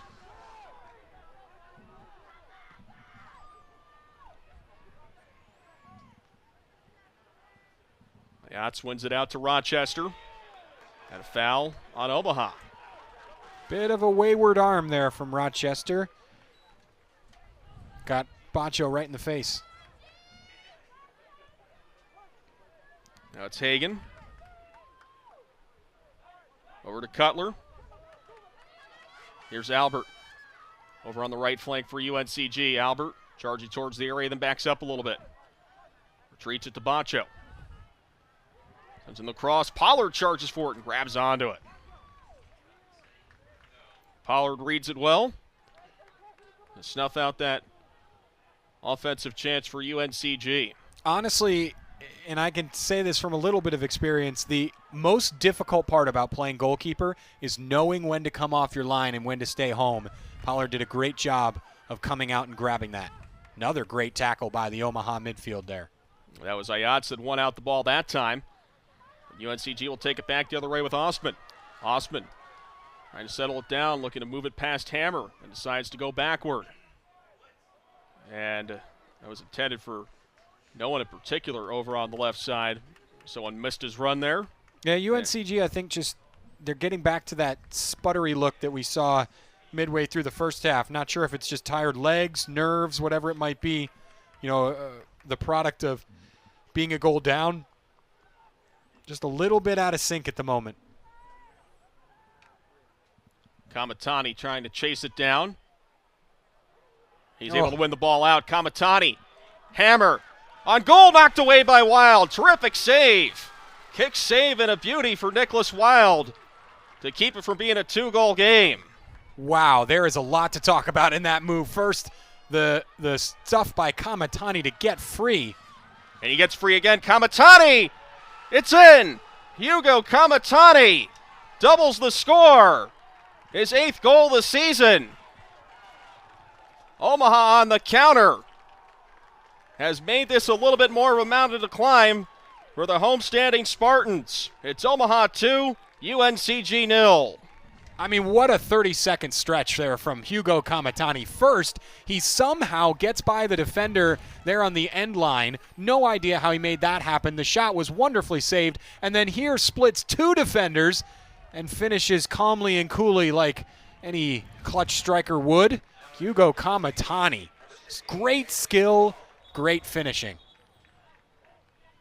Well, Kamatani with the terrific finish. Here in the 69th minute, I believe that play was set up by Ayats as he was falling down, able to find Kamatani towards the net. And after the Mavericks were denied a chance seconds earlier, Kamatani able to finish it off with 21 minutes and 7 seconds to play. His 8th goal of the season. And how about that? Omaha, after facing pressure from UNCG through the better part of the second half, UNCG with the lion's share of the shots. But eventually the Mavericks get a couple of opportunities and make the Spartans pay at the other end, and now have doubled their lead and look good to face Stanford on Sunday. Yeah, Omaha in the driver's seat now. Just a matter of taking your opportunities. How clinical can you be in front of net? There's still some time for UNCG to correct this with just over 20 and a half minutes to play. So we have a stoppage. Player on the field is Ed Port. Has his knees on the pitch as he gets looked to at by the trainer.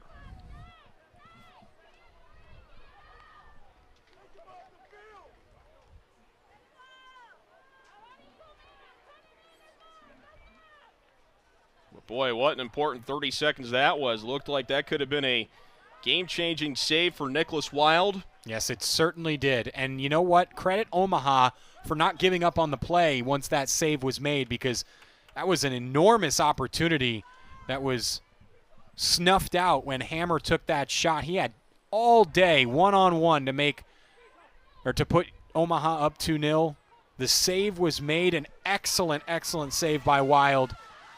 Just too much to ask a freshman goalkeeper, or really any goalkeeper, to do that twice. It looked like Colm could have had some space there, just couldn't turn himself, face the right way towards the net. I'm sure we might see some time-wasting measures coming up soon from Omaha. Now at that 2-0 advantage, less than 20 minutes to play. Kamatani centers the ball. Paul, it's not time-wasting, it's gamesmanship. That is a very good way to put it. Time-wasting is illegal. Gamesmanship, a little more of a gray area. They called it time-wasting in Football Manager. True. Which is, if you are a soccer or footy fan, a must-play. Absolutely, no question about it. I wonder if they'll put the European Super League in Football Manager. about as much of a chance as me being in the game. That's right. Last I checked, I do not play club soccer. The Spartans looking to get on the board here. Omaha acquitting themselves well after they weren't even in the field last Monday. Could have something going here. Ball is centered, and the Spartans answer. Theo Colum, who has been the top goal scorer for UNCG, scores his 8th goal of the year, and the Spartans back in it. A quick answer after the Mavericks had doubled their lead. It's Omaha 2 and UNCG 1. And that is the moment that UNCG has been missing this entire time. They finally popped one into the middle. There was a player there, and this was expert skill to wave that left foot at it and yank it into the corner. Wonderful job. Nicely executed on the volley by Colum. I believe it was Conley that sent it in. And the Spartans get on the board. So back to a ball game. It looked like the Mavericks were able to get back on it. Looks like Omaha got a team yellow card there because they huddled up after the goal, forcing the ref to stop time. The clock is supposed to continue after the goal, but the ref had to stop it because Omaha huddled up. So there's your time wasting, Paul. Very good catch there, Kyle. Spartans tried to generate something quickly after the goal, but Hammer able to snatch it away. On the run, Mboma Dem chases it down. Waiting for some help. Mboma Dem works his way into the area. Has his cross blocked. Rochester gets a foot on it.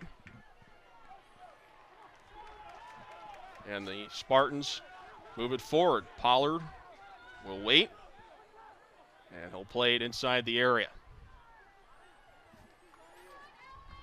Now, after a bit of a sleepy first half, to put it kindly, the teams have played some exciting soccer here out on the pitch in the second half, each team with a goal. Omaha remains on top 2-1 with less than 18 minutes to play. As you mentioned, Kyle, they were feeling each other out through the first 45 minutes, and now things have started to open up a little bit. Yeah, no question about it. That's what happens at the end of a do-or-die game, right? One team's got to score. It's not a regular season game where you go, okay, we took our lump, let's move on to the next one. Or, hey, let's see if we can win a point by going forward at the end. No, this is win or go home. And so it gets a little bit intense and a little bit crazy at the end of these games with teams knowing their season's over if they don't score. Well, Spartans have possession towards the attacking third. Micah Albert. Bacho. Cutler. Back to Bacho. And once more for Hagan. Spartans will try and build the attack from the halfway line. And Mangaroff's through ball looking for Osman. Would not connect. Goal kick for Omaha.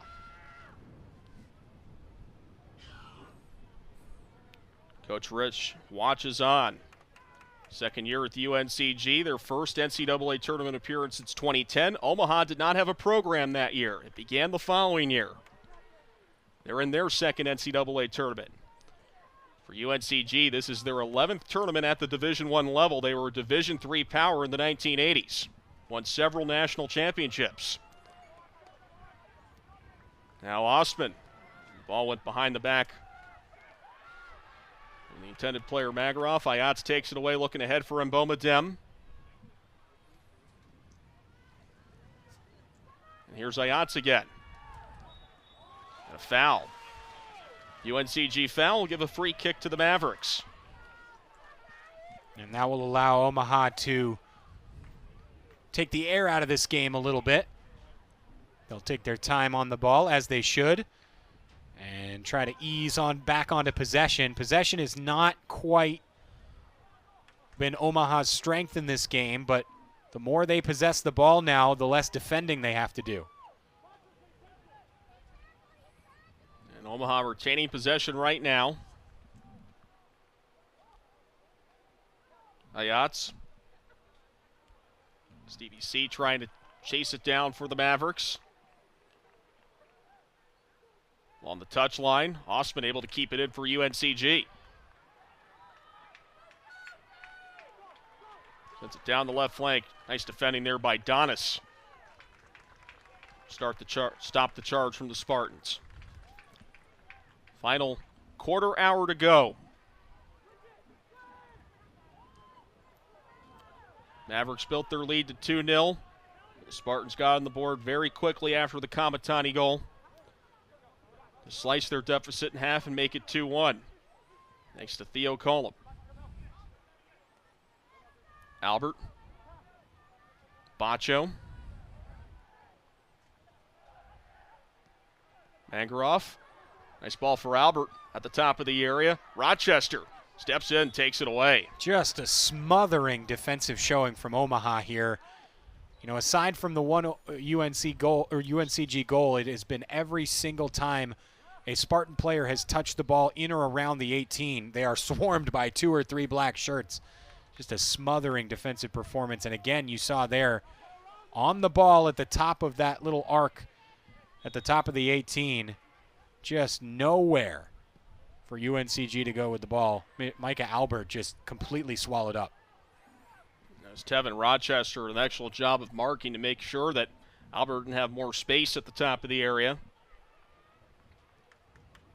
Spartans with possession in the defensive third. Hagan.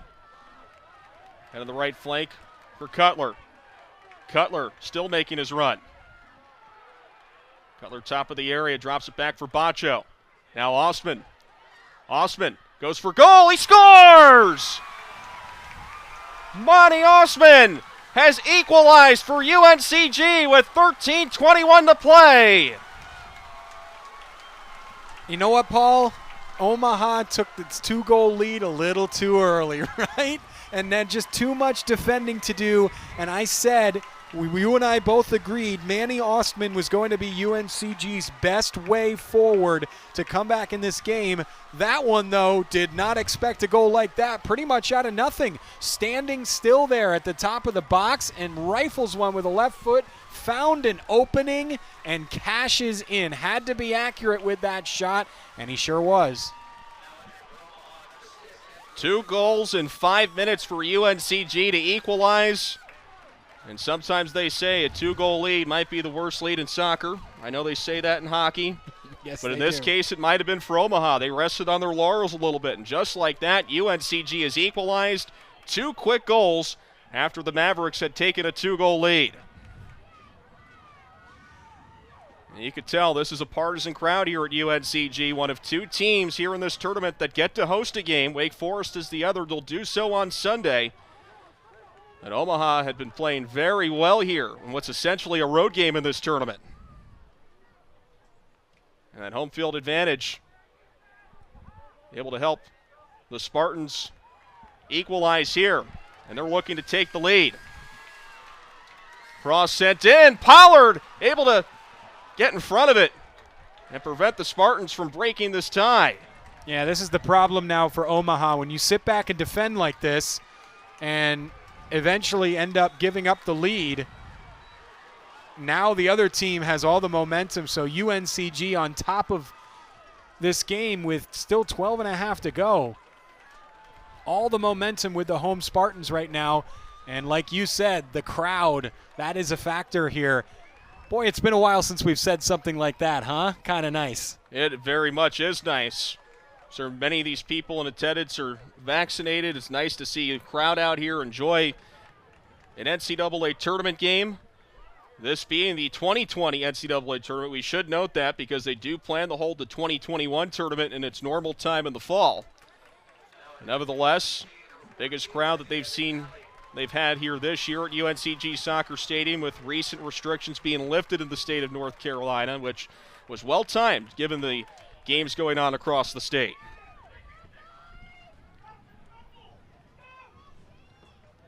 Myson Darden returns to the game for UNCG. Mitch Hammer with a brief rest. He's back in the game to replace Ed Gordon. Well, Mavericks trying to sort themselves out after those 2 quick goals by UNCG. to equalize the score at 2-all. Ball at midfield now. It's Mitch Hammer of Omaha looking for Ayats. Albert's got in front of him, and a foul is called. It was a hard challenge there by Micah Albert on Ayats. A free kick for Omaha.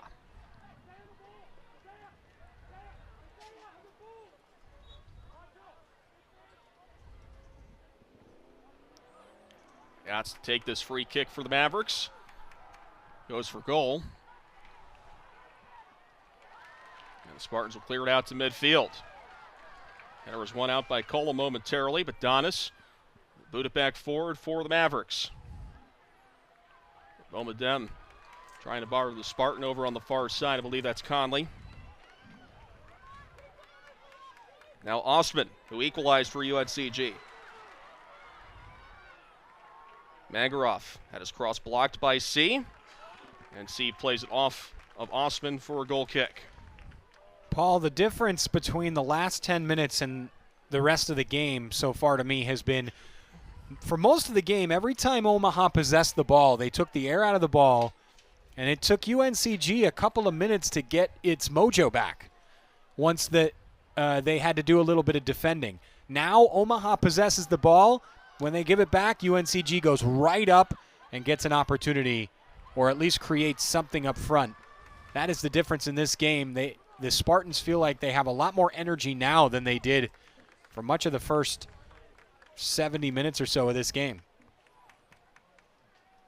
We're in our 80th minute. In the game that's all square at 2.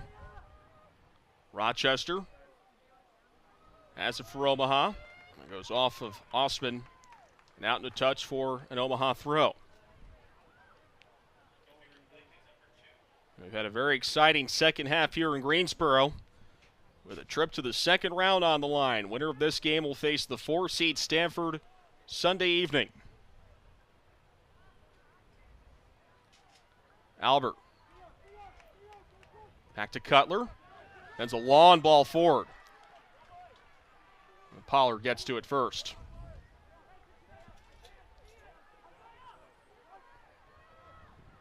Rolls it to Donis. Now Rochester. Hammer. Good ball. Another one. That's Kamatani that ends up with it towards the area. Kamatani, and couldn't keep it in the field of play. Goal kick for UNCG.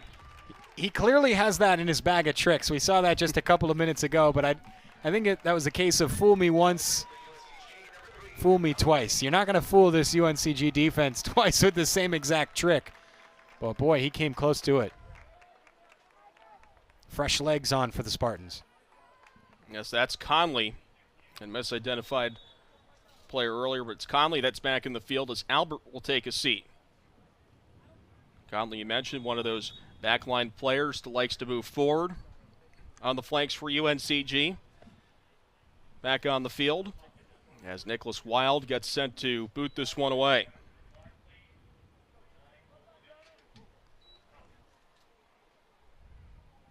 Less than 9 minutes to play. See the wind blowing here, although it's not as heavy as it was earlier. It's still blowing towards the net that's guarded by Jeremy Pollard. And Bomadem wins it out for the Mavericks, looking for Kamatani. Kamatani settles it down in front of Hagan. Tries to center it. That's a nice defensive play by Myson Darden with Ayats charging. And it leads to a foul for Omaha.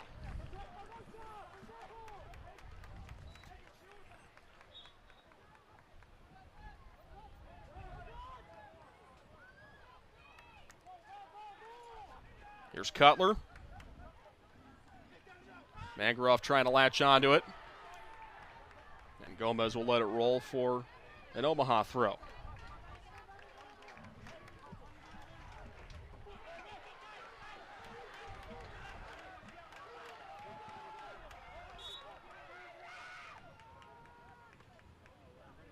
Off the foot of Kamatani and the head of Bacho. Rochester wins it out for the Mavericks as they look to build the attack from midfield. Stevie C looking for a ball ahead to Junior Natoa. Nice job to keep that in play for UNCG. Very nice job there. Darden out there on the back line to help save the play for the Spartans.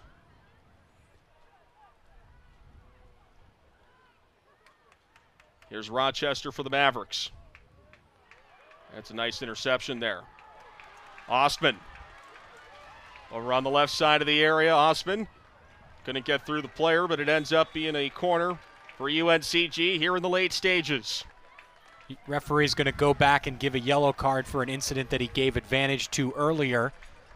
I believe that's Rochester who got that yellow. Second booking of the game for Omaha.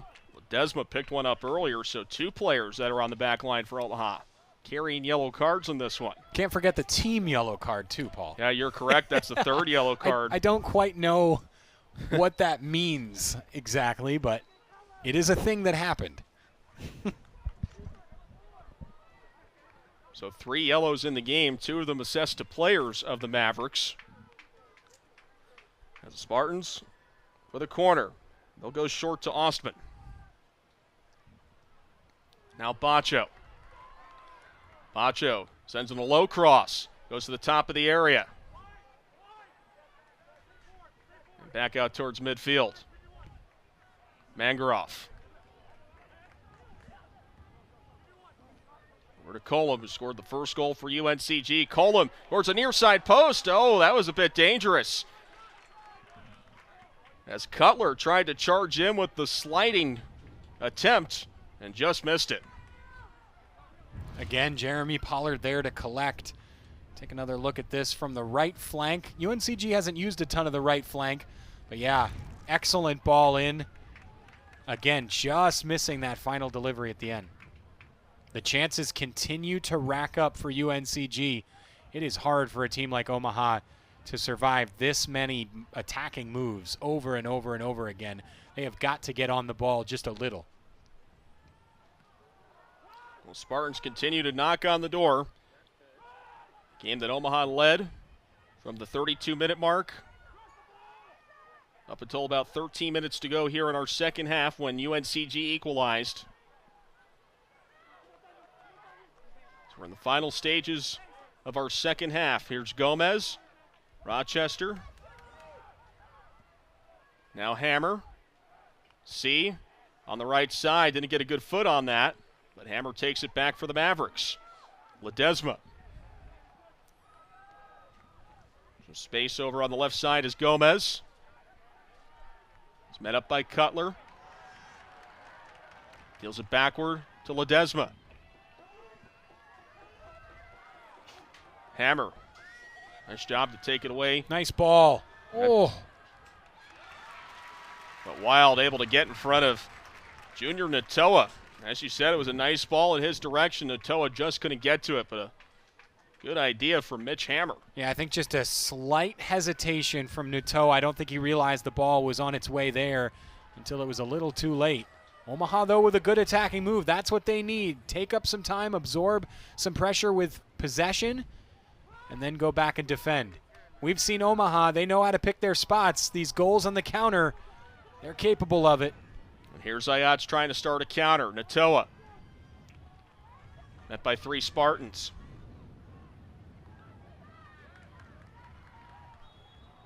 Back to midfield and a foul. Less than 5 minutes to play. All square at 2. Omaha will have a free kick coming up for about 45 yards out.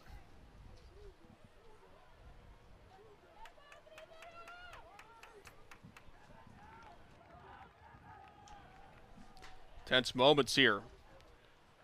Towards the final minutes of regulation here at the UNCG Soccer Stadium in Greensboro. The spot in the second round on the line. Yeah, there it is. I thought the ref was going to stop the clock here. Thought he might actually give a yellow card, but Omaha taking all its time. Free kick on the way. Kamatani! A remarkable finish off the free kick. Off the head and into the goal.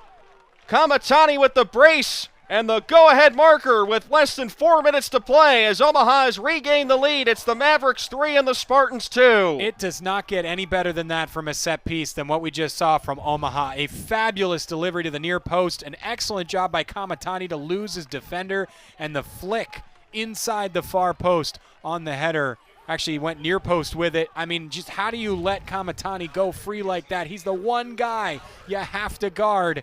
And a wonderful job. That is a difficult skill to teach, to get free on a set piece when there's that many bodies in the way. Kamatani able to find acres of space there and latches onto that ball. It's 3-2. Omaha has been fabulous on the counter. Well, Kamatani has been Mr. Clutch in his collegiate career, first with Pima Community College with 3 game-winning goals on way to their national title in the NCAA. Had the overtime goal to beat Oral Roberts at the beginning of the month to help him even get into this tournament after Denver bowed out. Now he has the go-ahead goal here with just under 4 minutes to play. He picks up the brace, his second goal of the night, and his 9th of the season.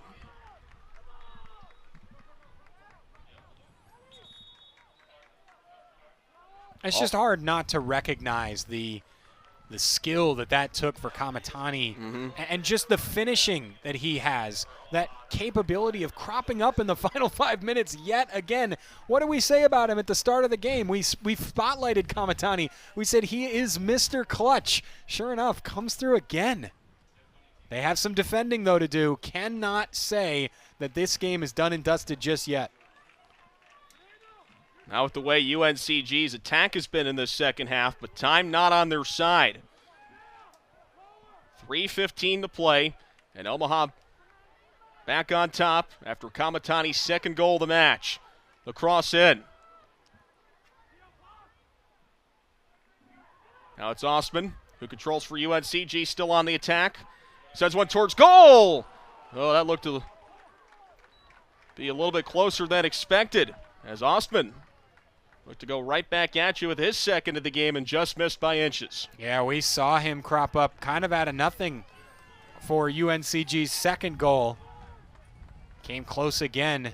He said, all right, Kamatani's got a brace. Maybe I can grab one too. As this game goes back and forth. Pollard sends it away off the head of Kamatani. Hagan. Now it's Ostman on his run for UNCG. Nice back-footed pass back to Ostman. Garcia over to C, and C will just knock it out into touch. Spartans looking to work quickly here, and C was actually able to get that off of a Spartan. Nice play by the Omaha defender. Yeah, went to boot it just out of danger and ended up getting a fortunate bounce.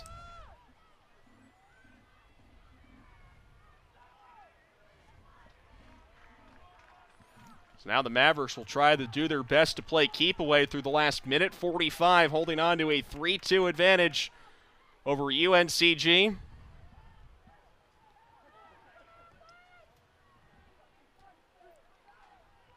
Heads towards Nicholas Wilde, who grabs onto it.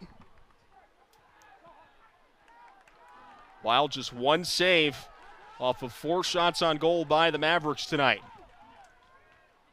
3 saves on 5 shots on goal by Pollard at the other end for Omaha. As Cutler over to Albert. Albert is deep. Over on the right flank. Now to Cutler. And a nice piece of defending by Tevin Rochester to boot it back to midfield as we approach the final minute.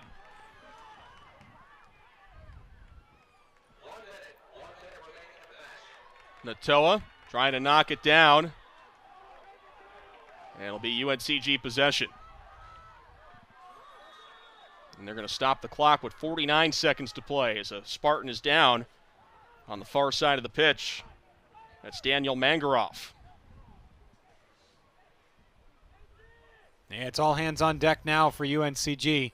Even the goalkeeper up at midfield.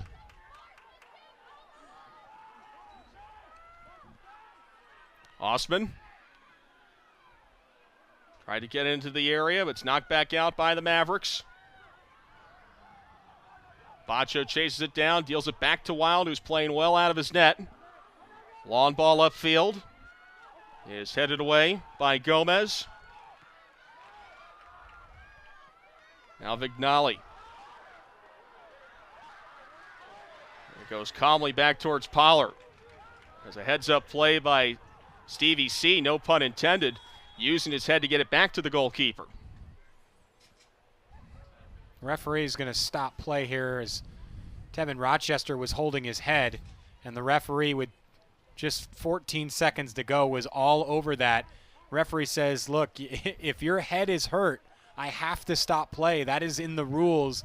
And so Rochester is fine, but he's going to have to come off, which means Omaha is going to have to play this last 14 seconds a man down unless they substitute, which they will here. And Ed Port, who assisted on the game's first goal, will head onto the field to replace Rochester, who had some vital minutes on the back line as of late. Rochester starting the game at midfield, shifting over to defense here in the second half. And the Mavericks 14 seconds away from their first NCAA tournament win. Sent high in the air. And UNCG is not going to have enough time to try and equalize. As Omaha, the late addition to the field, they were not announced on Selection Monday because it was Denver's automatic bid. Well, Omaha has taken this second chance, and they have won their first NCAA tournament game, winning virtually on the road to defeat UNCG by the score of 3-2. Hugo Kamatani continues his heroics as he scores the game-winning goal with an excellent header off a free kick in the final minutes. Kamatani, Mr. Clutch. He comes through yet again late in a game. He got the decisive goal that ultimately proved valuable to getting Omaha to this tournament, and now he proves to have the decisive goal in beating UNCG and winning the program's first ever NCAA tournament victory. You see the bracket right now. Omaha will move on to face Stanford in the second round Sunday at 5 p.m. tentatively. Winner of that game will face either North Carolina or Charlotte on May 6th in the third round. Yeah, and this is, again, we talked about it before, an incredibly talented portion of the bracket. There's just up and down. You've got powerhouse teams like Wake Forest and Stanford. Those are perennial programs. You've got mid-majors like Coastal, like New Hampshire.